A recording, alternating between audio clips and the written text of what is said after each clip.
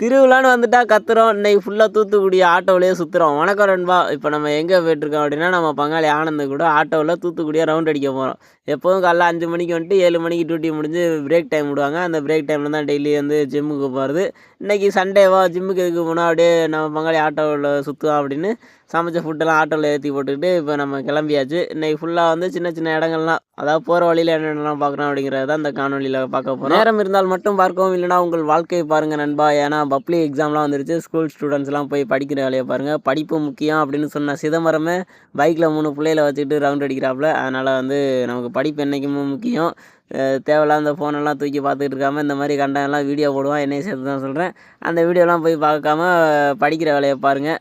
Free time இருந்தால் மட்டும் வந்து வீடியோஸ்லாம் பாருங்கள், ஒன்றும் பிரச்சனை இல்லை. அவ்வளோ சொல்கிறேன், நானே ஒழுங்காக படிக்கல, அது விஷயம். அதனால தான் இப்போ ஊர் ஊராக தெரு தெருவா அப்படி அலைஞ்சிக்கிட்டு இருக்கேன் யூடியூப்ன்ற பேரில். அதனால தான் சொல்கிறேன், முடிஞ்ச அளவுக்கு நல்லா படிங்க, படிப்பை கை விட்றாதீங்க. சரி, அட்வைஸை போடாமல் ஆரம்பிடா அப்படின்னு நினைக்கிறீங்க. உங்கள் மைண்ட் வாய்ஸ் எனக்கு கேட்குது. இனிதான் ஆரம்பிப்போம். இப்போ நம்ம எங்கே போய்ட்டுருக்கோம் அப்படின்னா, ஒரு கேன்டீனுக்கு. எப்போதும் நம்ம கமெண்டில் சமைச்சு 2 கேன்டீனுக்கு வந்து இங்கேருந்து தான் பார்சல் போகும், அங்கே தான் போகிறோம். சரி, ரூமில் இருக்காமல் இந்த மாதிரி நம்ம பங்காளியோட ஆட்டோவில் போவோம். வேலை பார்க்குறோம் இல்லை சும்மா தூத்துக்குடியை சுற்றுவோம். ஏன்னா நம்ம சென்னையங்காட்டிலும் தூத்துக்குடியில் பெருசாக நிறைய இடங்களுக்கே போகல. அது காரணம் நம்ம நண்பன். ஏன்னா நம்ம சென்னையில் இருக்கையில் நம்ம சும்மா இருந்தாலும் அவன் சும்மா இருக்க மாட்டான், வாடான்ட்டு எங்கிட்ட இழுத்துருவோம். இங்கே வந்து நம்ம தனியாக இருக்கிறதுனால எங்கிட்டும் போகிறதில்ல. அதனால் பல மோட்டிவேஷன்லாம் எடுத்து இன்றைக்கி காலையிலேயே வந்து சுற்ற வந்துட்டோம். அங்கிட்ட எங்கள் ஓனர் இருக்கார், அதனால் சரி போவேணா அப்படின்னு ஆட்டோலேயே நம்ம உட்காந்துட்டோம். இருந்தாலும் எதுவும் சொல்ல மாட்டாங்க. சரி வேணாம் அப்படின்ட்டு சொல்லி உட்காந்துட்டு அங்கேருந்து ஜாமான் இறக்கிட்டு அடுத்த இடத்துக்கு கிளம்பிட்டோம். போகிற வழியில் ஏதோ சிலையெல்லாம் வச்சுருக்காங்க. தமிழ்நாட்டில் என்ன ஒன்று, யார் யாருக்கோ செலவு வைக்கிறாங்க. நம்ம இனத்தின் தலைவருக்கு ஒரு செலவு கூட இல்லை. அதுதான் கொஞ்சம் வருத்தமாக இருக்குது. அடுத்து வரப்போகிற கவர்மெண்ட் அது நம்ம இனத்தலைவருக்கு ஒரு செலவு வைக்கணும் அப்படின்னு இந்த வீடியோவில் வேண்டுகோள் வைக்கிறேன். சரி, இப்போ அடுத்து எங்கே போகிறோம் ஆனந்தன்னு கேட்டால், வாழ்க்கையின் வேர்களோ மிக ரகசியமானது அப்படின்னு சொல்லி பாட்டை போட்டு முடிக்கிறாப்புல. எங்கே போகிறோன்னு எனக்கு தெரியாது. ஏன்னா நான் இப்போ தான் ஃபஸ்ட் டைமாக நம்ம பங்காளி கூட ஆட்டோவில் வந்துக்கிட்டு இருக்கிறேன். இந்த ஆட்டோவை பற்றி சொல்லணும்னா, நானும் ஒரு காலத்தில் இல்லை, இப்போ ஒரு வாரத்துக்கு முன்னாடி இந்த ஆட்டோலாம் ஓட்டியிருக்கேன்.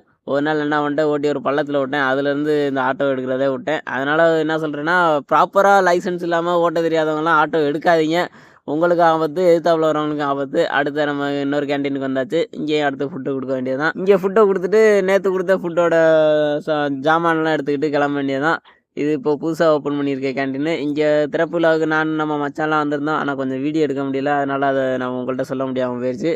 நல்லா கேன்டீன் வந்து நல்லா என்ட்ரன்ஸே பார்த்தீங்கன்னா நல்லா பசுமையாக இருக்குது. உள்ள அந்தளவுக்கு நல்லா சுத்தமாகவும் சுகாதாரமாகவும் இருக்குது. ஆனால் என்ன ஆளுங்க தான் இல்லாத ஒரு விஷயம். சுத்தம் இருக்குது, சுகாதாரம் இருக்குது, சுவை இருக்குதாடான்னு என்கிட்ட கேட்காதீங்க. ஏன்னா நானே சொன்னேன்னா அது நம்புவீங்களான்னு தெரியல. ஏன்னா நாங்கள் செய்கிற ஃபுட்டை நாங்களே எப்படி நல்லா இருக்குன்னு சொல்லுவோம். ஆனால் வந்து டேஸ்ட் பண்ணி பாருங்கள் நல்லா இருக்கா இல்லையான்ட்டு. இது ப்ரொமோஷன்லாம் கிடையாது, ஏதோ சொல்லணும்னு தோணுச்சு.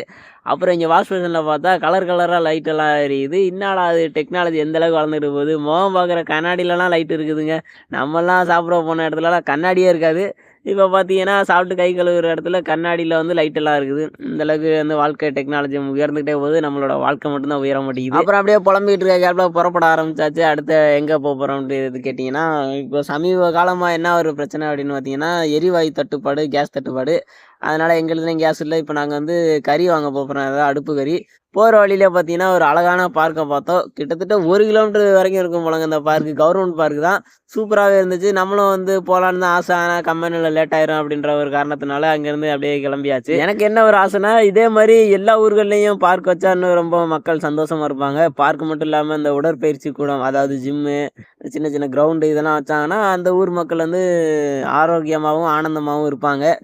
அது நிறையா ஊர்களில் இருக்குது. ஆனால் சிறு கிராமங்கள்லாம் கிடையாது. அது பெருங்கிராமங்களில் இருக்குது. அதுக்கு இருந்தாலும் வந்து முறையான பராமரிப்பு இல்லாமல் அன்னைக்கு ஓப்பன் பண்ணுற அன்னையோட சரி, அத்தோட வந்து யாரும் வர்றதில்ல போகிறதில்ல. ஆனால் ஒரு சில இது வந்து பக்காவாக இருக்குது. அந்த வகையில் இப்போ தூத்துக்குடியில் வந்து இதோட பார்க் வந்து எம்ஜிஆர் பார்க்காம். நல்லா சூப்பராக ஒரு ப்ரைவேட் பார்க் எந்தளவுக்கு வச்சுருப்பாங்களோ அந்தளவுக்கு வச்சுருந்தாங்க. பேசிக்கிட்டு இருந்த கேப்பில் இவ்வளோ ஏன்டா வருத்தப்படுற, வாடா உள்ளே போயிடும் அப்படின்னு நம்ம பங்காளி வந்து கூட்டே போயிட்டாப்புல. உள்ளே போனால் சூப்பராக இருக்குதுங்க. இதுங்க ஒன்றுனா சொல்கிற லிஸ்ட் எழுதி நல்லா சுல்லுன்னு வெயில் கொளுத்துற அந்த கோடை காலத்துலேயும் எங்கிட்டு திரும்பினாலும் பச்சை பசேல்னு இருக்குது. இது வந்து சும்மா பச்சை பசேல்னு இருக்காது, அந்தளவுக்கு பராமரிப்பாங்க எங்கள் உள்ள பணியாளர்கள். அவங்களுக்கு முதல்ல நன்றிகளை தெரிவிக்கணும். அதே மாதிரி மாதிரி சிலைகள் பார்த்தீங்கன்னா, நம்ம தமிழர்களோட பாரம்பரியம் இந்த நெல்லு குத்துறது, இந்த மாரி பல பாரம்பரியங்கள காட்டுற மாரி நெறைய சிலைகள் இருந்துச்சு. ஒரு ஒரு மக்கள் எப்படி இருப்பாங்க, அவங்களோட வாழ்க்கை எப்படி இருக்கு, அந்த மக்களோட உடைகள், அவங்களோட உணவு பழக்கவழக்கங்கள் அப்படின்னு ஒரு ஒரு மக்களையும் குறிப்பிடுற மாரி சிலைகள்லாம் வச்சிருந்தாங்க. உண்மையாலுமே இதெல்லாம் சூப்பர்வா இருந்துச்சு. இத பார்த்துனாவது எதிர்காலத்துல வர்ற சந்ததிகள், ஓ! நம்மளுடைய முன்னோர்கள் இந்த மாரிலாம் வாழ்க்கை வாழ்ந்திருக்காங்க அப்படின்னு தெரியும். அப்போ உள்ள ஆடைகள்லாம் பார்த்தீங்களா, காந்தி தாத்தா இருக்க மாரி இருக்காரு.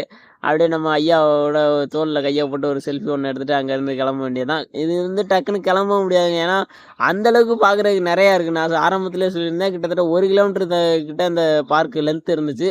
இங்க பார்த்தீங்கன்னா, ஒரு மரத்த வெட்டி அதில வந்து பறவைகள்லாம் உட்காந்துருக்க மாரி ஒரு சிலை இருந்துச்சு. இதில என்ன சொல்ல வர்றாங்கன்னா, மரத்தெல்லாம் வெட்டாதீங்க. மரத்த வெட்டினா அதுகளோட வாழ்விடம் பாதிக்கும் அப்படின்றத ஒரு சிலையிலே வடிச்சிருக்காங்க. அந்த அளவுக்கு நம்ம ஊர்க்காரங்க அதி புத்திசாலிகளா இருந்திருக்காங்க. உண்மைய சொல்லணும்னா, நம்ம தமிழர்கள வந்து சிலை செய்றதுல அடிச்சுக்கவே முடியாதுங்க. ஒரு ஒரு சிலையும் அவ்வளோ ஒரு அழகா செய்வாங்க. கருஞ்சிலையா இருந்தாலும் சரி, இல்ல சிமெண்ட்ல வச்சு செய்றதா இருந்தாலும் சரி, சிலையா மட்டும் இல்லாம அதில ஒரு கருத்தும் சொல்லியிருப்பாங்க. இப்போ பார்த்தீங்கன்னா, இது வந்து டைனோசர். கிட்டத்தட்ட ஆதி காலத்தில அழிஞ்ச டைனோசரையும் நமக்காக இங்க கொண்டுட்டு வந்திருக்காங்க நம்ம கண்ணு முன்னாடி. அப்படியே டைனோசர் கிட்ட ஆசீர்வாதம் வாங்குற மாரி அவர் கீழ நின்னு ஒரு ஃபோட்டோ எடுத்தாச்சு. இப்போ கூட நகம் கொத்துதுங்க. அப்போ உயிரோட இருந்தா இதெல்லாம் நம்மள என்ன பண்ணும்? இது வைக்கிறது தான் சட்டங்கிற மாரி அந்த டைனோசரையும் நம்ம ஆளுங்க அழியிற நிலைமைக்கு கொண்டு வந்திருப்பாங்க. அது ரசியம் அந்த அளவுக்கு எல்லா விலங்குகளையும் அழிச்சுக்கிட்டே வர்றோம். அப்படி இங்க வந்து பார்த்தோம்னா, நம்ம தமிழரின் பாரம்பரிய விளையாட்டான ஜல்லிக்கட்டு வந்து காளை அடக்குற மாரி ஒரு சிலை. ஆனா என்ன அது வந்து சிலை உற்ற நிலையில இருக்கு. எல்லாம் உடைஞ்சு கிடஞ்சிருக்கு. அப்படியே நம்மளும் போய் பக்கத்துல இருந்து அப்படியே மாடு ஏறுற மாரி ஒரு ஃபோட்டோ ஒண்ணு எடுத்துக்க வேண்டியதுதான். ரியல்ல போய் என்னன்னா குத்தி தூக்கி போட்டு போயிரும். எவன் குடல்ல வந்து சாகுறது. அதனால இதெல்லாம் ஃபோட்டோலயே வச்சுக்க வேண்டியதுதான். உண்மையிலுமே ஜல்லிக்கட்டு வீரர்கள நினைக்கையில ரொம்ப பெருமையா இருக்குங்க. தன்னை குத்திரும்ன்ற தெரிஞ்சும் அந்த தைரியமா போய் மாடு ஏறுறாங்க. அதெல்லாம் உண்மையிலுமே வீர விளையாட்டுல ஒண்ணு முக்கியமான ஒண்ணா அது ஜல்லிக்கட்டு தாங்க. அந்த ஜல்லிக்கட்ட முடிஞ்ச அளவுக்கு அழிய விடாம பார்த்துக்க வேண்டியது நம்ம கையில தான் இருக்குது. அப்புறம் இந்த பக்கம் பார்த்தோம்னா, ஒரே இடத்துல பல வகையான மரங்கள நட்டு ஒரு மினி காடு மாரி உருவாக்கி வச்சிருக்காங்க. அங்கிட்டு பார்த்தீங்கன்னா, இந்த ரெமோ படத்துல வர செட்டு மாரி இருக்குதுங்க. உண்மையாலுமே வந்து இதெல்லாம் இதுக்குள்ள இருக்கும்னு நான் எதிர்பார்க்கவே இல்ல. அந்த அளவுக்கு அழகா இருந்துச்சு. இது வந்து சும்மா காசு பணம் குடுத்து உருவாக்க முடியாது. டெய்லி இதுக்கு தண்ணி ஊத்தி முறையான பராமரிப்பு இருந்தா மட்டும் தான் இது வந்து இவ்வளோ அழகா வந்து நம்ம மக்களுக்கு காட்சியளிக்குது. அதே மாரி இயற்கை வந்து எவ்வளோ அழகுன்றத மனிதனுக்கு ஒரு ஒரு டைமும் அது வந்து உணர்த்திக்கிட்டே இருக்குது. அதே சமயம் அதுக்கு ஏதாவது நம்ம பங்கம் பண்ணோம்னா, அது நம்மள பங்கம் பண்ணிட்டு போயிரும். அந்த அளவுக்கு ஆக்ரோஷமானதும் அதே இயற்கை தான்.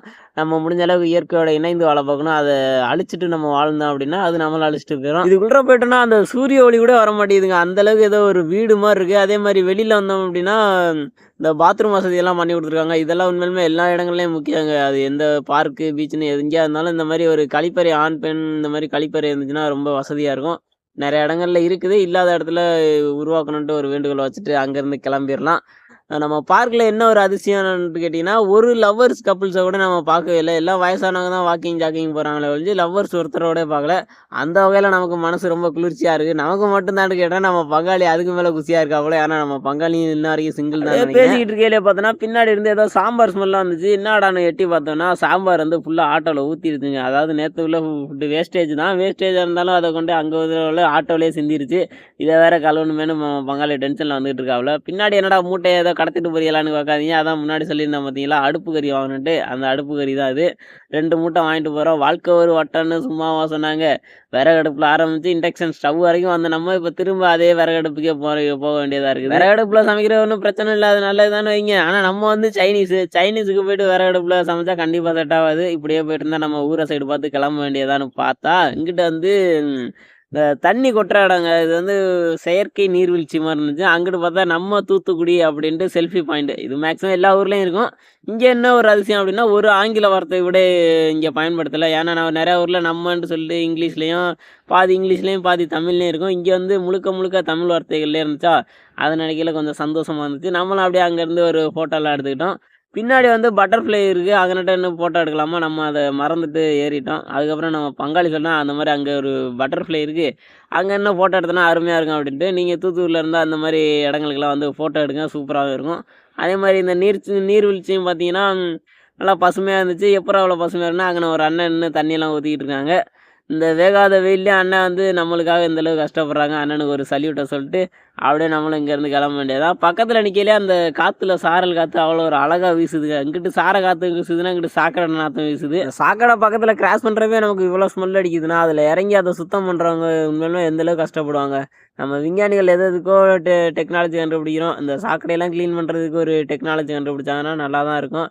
என்னடா நீ இவ்வளோ கருத்தாவோட பேசு, இவ்வளோ கருத்தா பேசி அப்புறம் அந்த கமெண்ட்ல இருக்க அப்படின்னு நம்ம பங்காளி சொல்லிட்டு சிரிக்கிறாப்புல. சென்னையில் எப்படி நமக்கு கோகுல் அண்ணன், நம்ம நண்பன் கண்ணன் இவங்களாம் ஒரு நல்ல ஃப்ரெண்டு, அதே மாதிரி இங்கே நம்ம பங்காளி ஆனந்த் நல்ல ஃப்ரெண்டு. உண்மையிலுமே எங்கே போனாலும் அங்கே வந்து நீங்கள் பணம் காசு சம்பாதிக்கலாம், இல்லை நல்ல ஒரு பழக்க வழக்கத்தை சம்பாரிச்சுக்கோங்க. நாளைக்கு உங்களுக்கு ஒரு ஆபத்துனா பணம் காசு வருதோ இல்லையோ, பழக்க வழக்கம் கண்டிப்பாக நம்மளுக்கு முன்னாடி வரும். என்னடா இந்தளவுக்கு கருத்தாலாம் பேசாதடா அப்படின்னு சொல்லிட்டு நாங்களும் வந்து ரூம் சைடு கிளம்பியாச்சு. அப்புறம் இங்கே பார்த்தீங்கன்னா இதுதான் வந்து தூத்துக்குடி பஸ் ஸ்டாண்டு, புது பஸ் ஸ்டாண்டு. இங்கேருந்து தான் திரும்ப இன்னொரு பஸ் ஸ்டாண்டு போய் அங்கே தான் நம்ம திருச்சி இதுக்கெல்லாம் போகணும். அதனால் நம்ம இங்கே அடிக்கடி வந்திருக்கோம். இப்போ கூட நம்ம மச்சான பசத்தியோட வந்து இந்த பஸ் ஸ்டாண்டு தான் வந்தோம். எல்லா ஊர்கள்லேயும் பஸ் ஸ்டாண்ட்லாம் நல்லா பெருசு பெருசாக இருக்குது. ஆனால் நேரத்துக்கு பஸ்ஸு தான் வர மாட்டேங்குது. நம்ம நிற்கிற நேரம்னு பார்த்து ஒரு பஸ்ஸும் வராது. அது நம்ம நேரமாக என்னன்னு தெரில. அப்படியே இன்றைக்கி 1 மணி நேரம் அங்கே இங்கேன்னு தூத்துக்குடியை சுற்றி நம்ம கம்பெனிக்கு வந்தால், நம்ம கம்பெனி பக்கத்துலேயே பார்த்தீங்கன்னா ஒரு சின்ன டென்டல் ஹாஸ்பிட்டல் திறந்துருக்காங்க. நம்ம பக்கத்தில் இருக்கோம். நம்மள்ட்ட ஒரு வார்த்தை கூட சொல்லாமல் ஓப்பன் பண்ணியிருக்காங்க. நம்மள்ட்ட சொல்லியிருந்தா ஃப்ரீயாக ப்ரமோஷன் பண்ணியிருக்கலாம். சரி ப்ரமோஷன் பண்ணுற அளவுக்கு நம்ம பெரிய ஆளும் இல்லை. அது இல்லாமல் நம்ம ப்ரமோஷனும் லைஃப்பில் பண்ண போகிறதில்ல அப்படின்ட்டு சொல்லிட்டு நம்மளும் அங்கேருந்து கிளம்பியாச்சு. எனிவேஸ் இவ்வளோதாங்க இன்றைக்கியான ட்ரிப்பு. மினி ட்ரிப்பு தான். சும்மா சின்ன சின்ன இடங்களுக்கு தான் போனோம். சின்ன இடமோ பெரிய இடமோ முடிஞ்ச அளவுக்கு வாழ்க்கையில் வந்து பயணம் பண்ணுங்கள். பயணம் தான் மனிதனை பக்குவப்படுத்தும். பாதை முடிந்த பிறகும் இந்த உலகில் பயணம் முடிவதில்லைன்னு கவிஞர்கள்லாம் சொல்லியிருக்காங்க. உங்களோட வழிகாட்டுதலின்படி வாழ்க்கை பயணத்தை ரசித்து ஓட்டுவோம். அடுத்த காணொளியில் காண்போம். வரட்டா நண்பா. வீடியோ முடிஞ்சுச்சு.